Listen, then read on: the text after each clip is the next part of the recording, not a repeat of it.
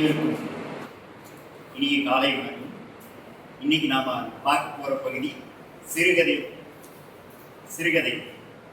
இந்த சிறுகதைகள்ல புதுமையான ஒரு கதை. ஒரு கடவுள் இன்னொரு கடவுள்கிட்ட பேசுற மாதிரி. இதுல இடையில பக்தர்களினுடைய நிலை ரொம்ப அற்புதமான ஒரு சில வரிகள். பக்தர்களுடைய அறியாமை ஒரு சில நேரங்களில் குறை என்று கூட நம்ம என்ன பண்ணலாம் சொல்லலாம். அந்த மாதிரி நம்மளுக்கு எடுத்து சுவைபட விளக்கியிருக்காரு அறிஞர் அண்ணா. சரிங்களா? அறிஞர் அண்ணாவை பற்றி தெரியாதவங்க யாருமே இருக்க முடியாது. மிகச்சிறப்பானவர். தமிழகத்துக்கு இவர் ஆற்றிய பணிகள் அப்படிங்கிறது மிகச்சால சிறந்த பணிகள்.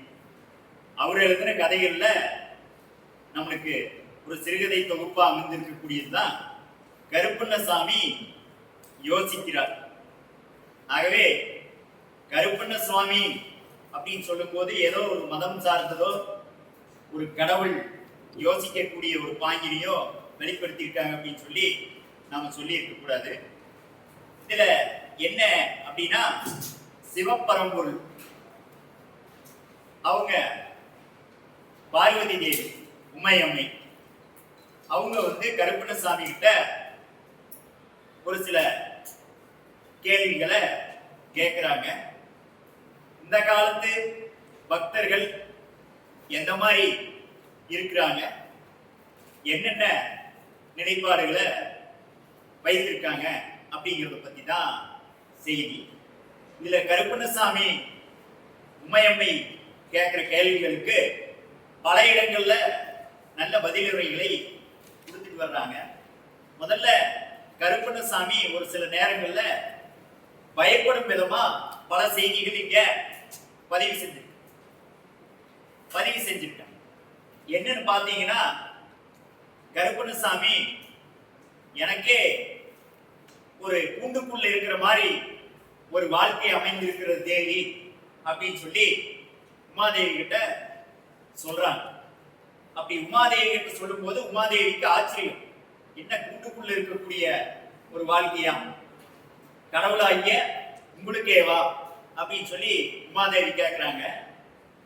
ஆமா அப்படின்னு சொல்லி ஒரு பதில சொல்றாங்க கருப்பண்ணசாமி. என்ன அப்படின்னா, காலையில ஒரு பெரிய கோபுர கதவு திறக்குது. அந்த திறக்கும் போது வெளிப்படையா எல்லா நிகழ்வுகளும் எனக்கு கேட்குது. பல நேரங்களில் என்னோட திருக்கோயில் கதவுகளை பூட்டி வச்சிடறாங்க. ஒரு சில நேரங்களில் எனக்கு அபிஷேகம் நடக்கும், அலங்காரம் நடக்கும்.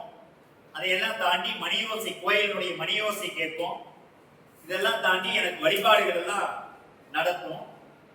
ஆனா இந்த வழிபாடுகள் எல்லாம் முடிஞ்சு இரவு நேர பள்ளியறை பூச்சி எல்லாம் முடிஞ்சு மறுபடியும் என்ன பண்ணுவாங்க அப்படின்னா, ஒரு பெரிய கோபுர கதவை மூடி என்ன ஒரு கூண்டுக்குள் இருக்கிற மாதிரி சாத்தி வச்சுட்டு போயிடுறாங்க. இது ஒரு கூண்டுக்குள் இருக்கிற வாழ்க்கை மாதிரி தான் அப்படின்னு சொல்லி தன்னுடைய நிலையை உமையவளுக்கு கருப்பண்ணசாமி எடுத்து கூறுறாரு. கடவுளாகிய நீங்களே இப்படி சொல்றீங்க அப்படின்னு சொல்லி உமாதேவி கேட்கும்போது, கடவுள்னு சொல்லி நீங்க சொல்லும் போது தான் அந்த வார்த்தை எனக்கு ஞாபகம் வருது அப்படின்னு சொல்லி சொல்றாங்க. அதுக்கடுத்து பாத்தீங்க அப்படின்னா, சில நேரங்கள்ல எனக்கே பாதுகாப்பு கிடையாது அப்படின்னு சொல்லி கருப்பண்ணசாமி எள்ளி நகையாடுகிறார். அது என்ன அப்படின்னா, எல்லாருடைய வாழ்க்கையும் பொருளாதாரத்தை மேற்கொண்டுதான் அமைந்திருக்கிறது அப்படிங்கிற ஒரு செய்திய கருப்பண்ணசாமி உமாதேவி அவங்களிடத்துல பகிர்ந்துக்கிறார். சரிங்களா? அதுக்கடுத்து ஏன் இப்படி சொல்றாங்க அப்படின்னு சொல்லி யோசிக்கும் போது பாத்தீங்க அப்படின்னா, கருப்பண்ணசாமியினுடைய கோவில்ல ஒரு மிகப்பெரிய உண்டியல் வச்சிருக்காங்க.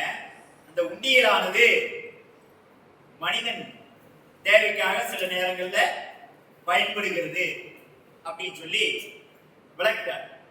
ஆகவே அது கடவுளுடைய காணிக்கை அம்சமாக அங்க வைக்கப்பட்டிருக்குங்கிறது ஒரு பொருள்.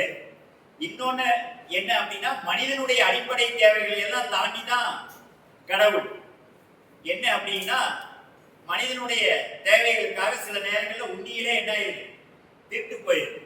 ஆகவே கருப்பணசாமி இந்த மாதிரி செய்திகளை எல்லாம் உமையவர்கள் கிட்ட சொல்லி தன்னோட வருத்தத்தை அங்க பதிவு செய்யறார்.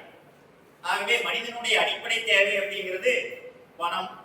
அது கடவுளுடைய கோயில் இருந்தாலும் அந்த பணத்துக்காக அந்த உண்டியிலெல்லாம் களவாடப்படுகின்ற ஒரு நிலை. அது மட்டும் இல்லாம இன்னும் பல செய்திகளை பத்தி யோசிச்சு யோசிச்சு கருப்பணசாமி உமையவள் கிட்ட தன்னுடைய பதில சொல்றாரு. உமையவள் கேட்கக்கூடிய கேள்விகளுக்கு தக்க பதிலுரை கொடுக்கிறார்.